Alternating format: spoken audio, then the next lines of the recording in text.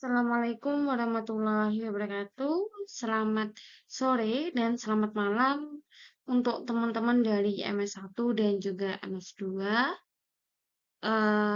Jadi mata kuliah materi hari ini itu berkaitan dengan pengelolaan dalam pengembangan organisasi. Jadi kalau sebelumnya kita sudah membahas terkait dengan kebijakan transformasi apa yang tepat yang bisa kita gunakan, selanjutnya itu bagaimana cara yang bisa kita lakukan itu dalam rangka pengembangan.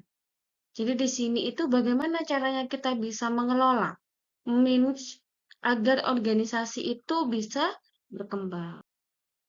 Nah, pertama-tama teman-teman ini harus bisa memahami ya pentingnya pengelolaan dalam pengembangan organisasi. Jadi dalam proses pengelolaan pengembangan organisasi itu harus dilakukan secara lebih terstruktur. Jadi, kita bisa mengelola pengembangan organisasi itu kalau kita sudah mempunyai pengelolaan yang struktur, kemudian terstrukturnya itu kita lakukan secara sistematis, baik dalam struktur organisasi maupun dalam hal pembagian kerjanya. Jadi berkaitan dengan job desk-nya juga ada, berkaitan dengan struktur, ya. Kemudian akan menimbulkan keefektifan dan juga keefisienan dalam melakukan pengembangan organisasi. Jadi di sini teman-teman dalam pengelolaan pengembangan organisasi itu bisa berperan ya untuk kita mengupayakan strategi. Jadi strategi itu diwujudkan berupa suatu rencana. Yang mana rencana ini berarti kalau kita membahas pengembangan artinya berarti ada perubahan yang akan kita lakukan. Nah, perubahan organisasional ini berarti nanti adanya upaya ya untuk meningkatkan prestasi kerja dari individu, kemudian bisa juga kelompok, kemudian bisa juga departemen, atau organisasi secara menyeluruh itu memiliki prestasi kerja yang baik. Kemudian juga kita bisa meningkatkan dan juga mengembangkan profesionalisme dari para pekerja.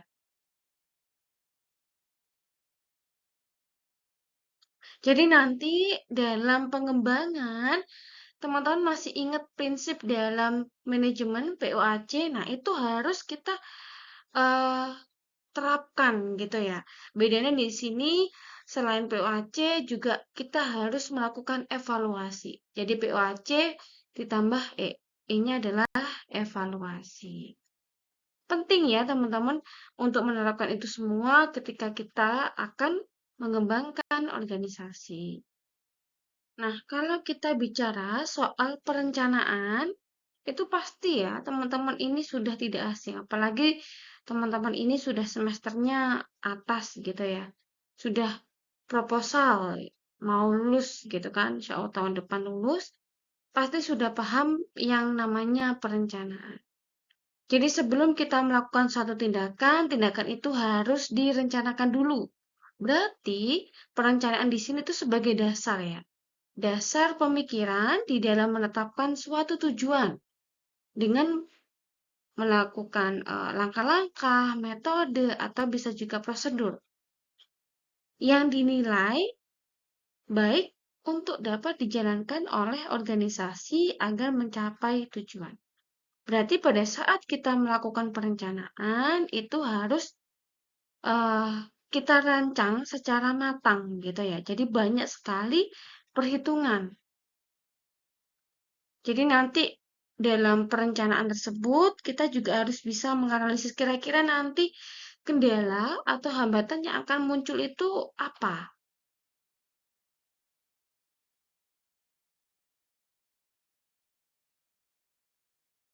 Jadi apabila kita itu sudah menerapkan perencanaan, harapannya nanti kita juga bisa merumuskan tindakan alternatif yang terbaik untuk bisa kita jadikan sebagai metode strategis dalam mencapai tujuan. Itu harapannya. Kemudian ini ada indikator perencanaan pada pengembangan organisasi. Jadi teman-teman pasti sudah tidak asing dengan istilah spesifik, measurable, achievable, dan juga time. Nah, pada uh, pada spesifik ya, pada spesifik berarti di sini itu perencanaan itu harus jelas ya, teman-teman. Harus jelas maksud, kemudian tujuannya, ruang lingkupnya, itu harus jelas disampaikan secara terperinci atau rigid. Kemudian measurable. Berarti kalau measurable ini program ataupun metode, program, metode, teknik yang akan dilakukan atau dijalankan itu harus bisa diukur keberhasilannya secara kuantitatif. Jadi nanti kita bisa melihat gitu, apakah keberhasilannya itu rendah atau justru kebalikannya, keberhasilannya itu tinggi gitu ya. Jadi sudah sesuai dengan harapan atau belum. Kemudian achievable atau dapat dicapai. Jadi kita kira-kira bisa nggak mencapai uh, perencanaan yang kita buat di awal. Kemudian time. Jadi time ini berkaitan dengan batas waktu. Jadi harus ada batas waktu yang jelas, bisa mingguan, kemudian bulanan atau triwulan. Nah, seperti itu. Sehingga nanti harapannya ketika sudah ada batas waktu itu kita mudah untuk mengevaluasi. Berarti ini sudah pasti sudah diterapkan.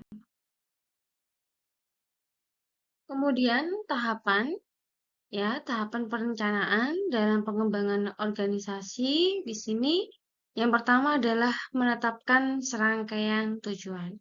Jadi perencanaan ini dimulai dengan menetapkan keputusan-keputusan. Nah, keputusan ini itu berkaitan dengan apa yang akan kita butuhkan. Jadi kalau kita tidak menetapkan tujuan, nanti sumber daya yang kita gunakan itu tidak akan efektif. Jadi nanti kinerjanya bisa jadi kurang, begitu. Tapi kalau tujuannya itu sudah jelas, penggunaan sumber dayanya menjadi lebih efektif. Kemudian yang kedua, merumuskan keadaan organisasi saat ini. Jadi kita itu harus menganalisis ya, menganalisis kondisi dari organisasi saat ini itu seperti apa. Nanti bisa kita rumuskan rencana kegiatan selanjutnya. Gitu, tapi kita harus tahu dulu keadaan organisasi saat ini itu seperti apa. Baru kita rumuskan rencana kegiatan berikutnya itu apa.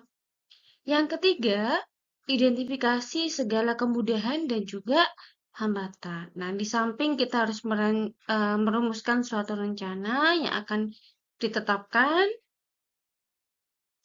bisa ditetapkan dari pimpinan, bisa juga dari anggota organisasi.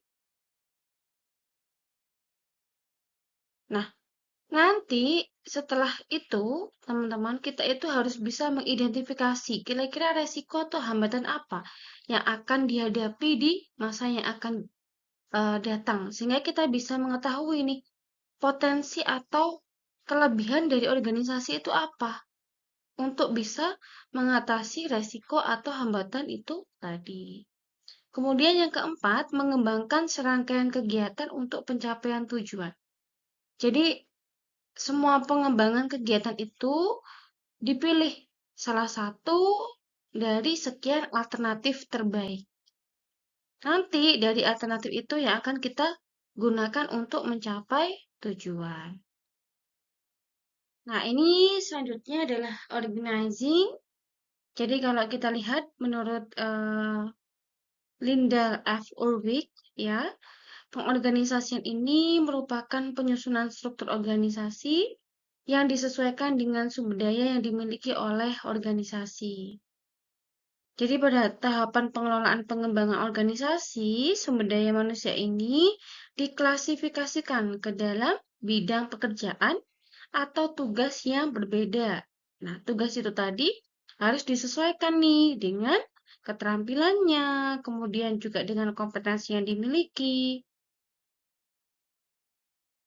Karena dengan adanya struktur organisasi itu nanti akan merefleksikan ya garis kewenangan dan juga tanggung jawab. Atau kita bisa melihatnya dalam job description.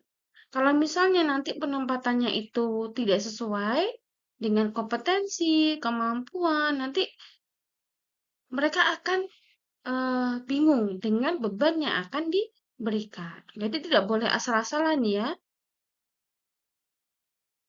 Nanti malah justru tidak akan efektif atau bisa juga menemui kegagalan dalam proses organizing. Nah, di sini ada 4 ya fungsi dari organizing atau pengorganisasian. Yang pertama, proses yang menyangkut tentang metode strategi yang telah dirumuskan dalam perencanaan, didesain dalam sebuah struktur organisasi, kemudian sistem dan lingkungan organisasi yang kondusif. Jadi pada poin pertama, itu kita harus memastikan bahwa semua pihak dalam organisasi akan bekerja secara efektif guna mencapai tujuan. Kemudian yang kedua, kegiatan untuk menempatkan sumber daya manusia pada posisi yang paling tepat. Atau dengan kata lain, strategi yang sudah ditetapkan oleh organisasi itu harus dilaksanakan oleh para pekerja. Nah, yang melaksanakan itu tadi harus kita lihat dulu kemampuan atau mereka tuh layak atau tidak untuk ditempatkan pada posisi tersebut. Yang ketiga, mengalokasikan eh, sumber daya atau sarana dan merumuskan serta menetapkan tugas sesuai dengan prosedur yang telah ditetapkan. Jadi di sini itu harus sesuai sumber dayanya, sarana, fasilitas dengan prosedur yang ada.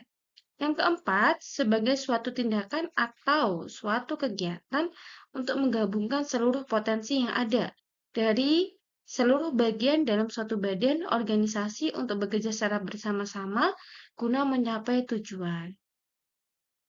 Jadi di sini kita harus mengelaborasi ya seluruh potensi yang ada agar nanti kita itu lebih mudah dalam mencapai tujuan. Jadi kalau kita bekerja secara tim begitu, itu kan lebih eh, efektif dibandingkan daripada kita tidak bekerja secara tim atau dalam kata lain individu begitu.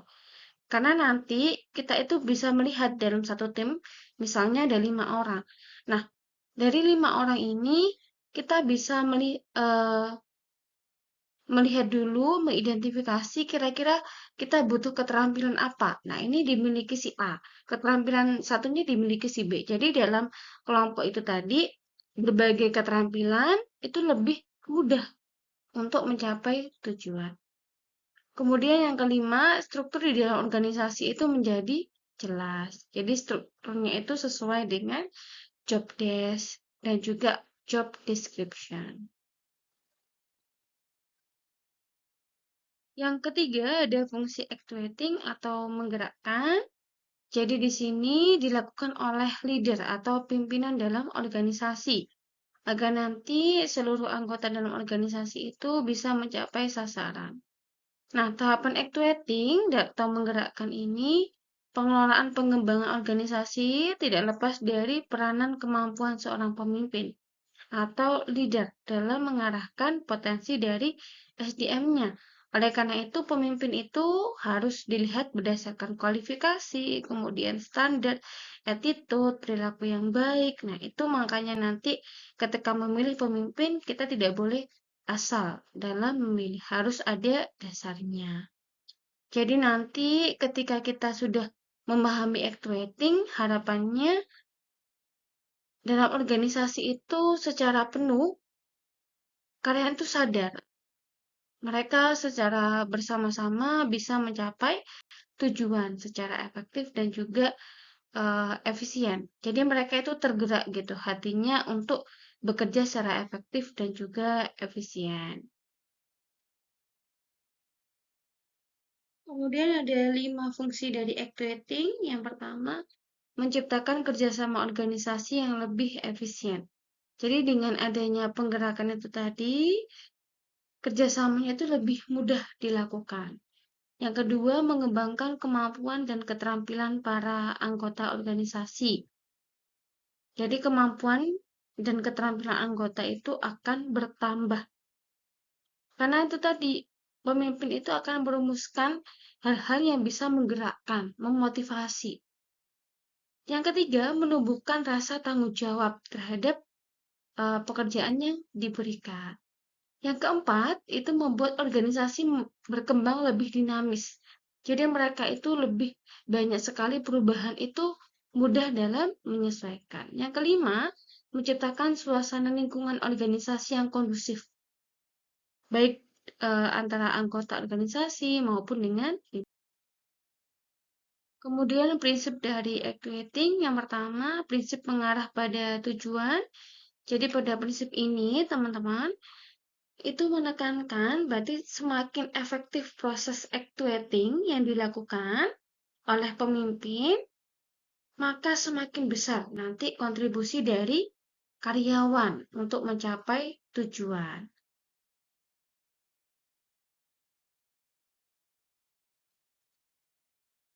Jadi, karena actuating itu menggerakkan, otomatis dalam menggerakkan itu juga tidak luput adanya pengarahan ya, pengarahan yang diberikan oleh pimpinan.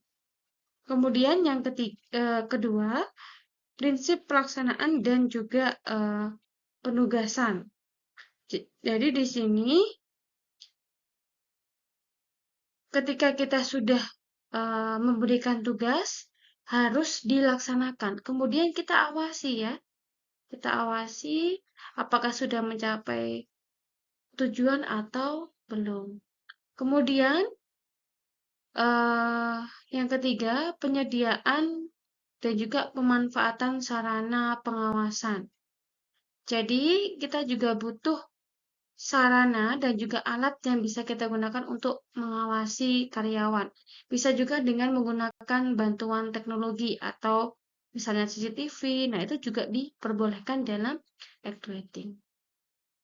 Selanjutnya, ini ada controlling ya. Jadi, kita memberikan penilaian terhadap pelaksanaan yang sudah kita lakukan di sini pada tahapan controlling untuk memastikan bahwa pelaksanaan kinerja itu sudah sesuai dengan sasaran dan juga tujuan yang telah ditetapkan. Jadi misalnya nanti masih ada kekurangan, kita bisa melakukan upaya perbaikan. Nah, berarti di sini controlling itu istilahnya adalah mengkoreksi ya. Mengkoreksi, memberikan penilaian, masukan yang bersifat membangun organisasi. Jadi hal ini itu perlu dilakukan agar organisasi itu menjadi lebih baik dan mereka tahu kesalahan, kemudian kelemahannya sehingga tidak akan mengulangi kesalahan yang sama.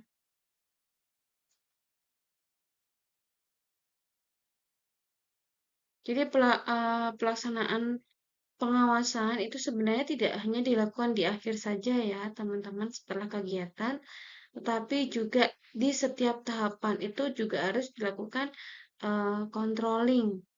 Jadi awal di perencanaan sampai akhir pada saat pelaksanaan itu juga harus tetap dikontrol. Nah, ini ada tujuan dari pengawasan. Yang pertama, mengetahui pelaksanaan kegiatan organisasi sudah sesuai atau belum dengan sasaran dan juga tujuan. Kemudian yang kedua, mengetahui, mengantisipasi, dan juga mengidentifikasi indikator yang menjadi hambatan. Jadi nanti kalau ketemu hambatan itu kenapa? Dan apa solusi yang akan kita berikan? Yang ketiga, menciptakan suasana yang terbuka, jujur, partisipatif. Kemudian yang keempat, meningkatkan kinerja dari organisasi karena meminimalisir kesalahan juga ya dengan adanya pengawasan. Yang kelima, menghentikan atau mencari alternatif pilihan yang bisa kita jadikan solusi untuk bisa menanggulangi permasalahan, kemudian penyimpangan. Tahapan selanjutnya yaitu evaluating atau penilaian. Jadi ini tidak hanya memberikan nilai, tapi kita juga butuh mengapresiasi. Jadi kalau mereka sudah memberikan kinerja terbaiknya, maka kita harus mengapresiasi kinerja tersebut. Jadi evaluasi ini menilai, kemudian juga meningkatkan interaksi atau feedback antara anggota dengan juga pimpinan, agar nanti kinerjanya semakin meningkat.